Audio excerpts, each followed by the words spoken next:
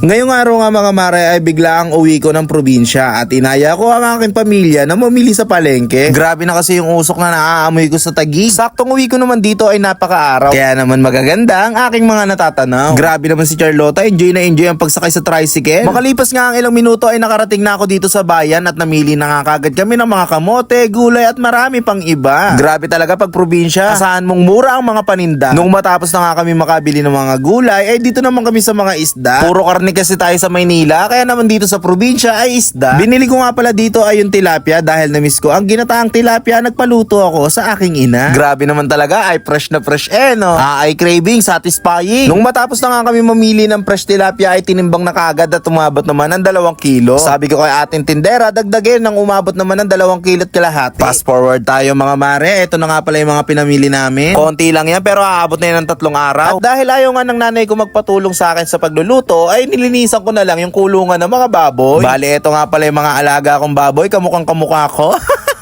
What a nice! Bale, ito nga pala yung pansamantala nilang kulungan mga mare dahil hindi pa ako nakakapagpagawa ng sariling kulungan nila. Tignan nyo naman mga mare yung view, ay talaga namang panalo, fresh air pa yung malalanghap mo. Nung pumunta ako ng kusina ay sakto namang piniprito na yung tilapia kaya naman sabi ko ay magsalang na ng ginataan. Grabe yung pagkamis ko sa lutong to kaya naman nilubos-lubos ko na, pinadamihan ko na yung tilapia. Sinabi ko na rin sa nanay ko na damihan na rin yung gata. Bale mga mare, wala nga pala kami nabiling mustasa kaya naman ang pinalagay ko ay mga talong na lang talaga. Talo-talo na yan basta big boy ang kakain. So paano mga mare, luto na, kain na. So mga mare, ito nga pala yung first day natin dito sa probinsya, no? So ayun, polluted na tayo sa usok sa Taguig. Kaya naman dito naman tayo para naman fresh air, diba? So bali, ito nga pala yung lupain ko.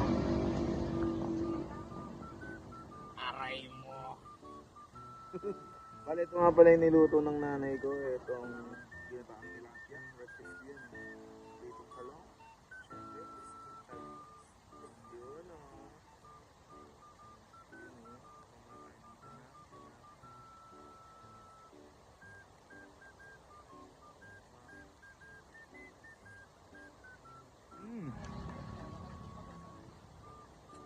The best.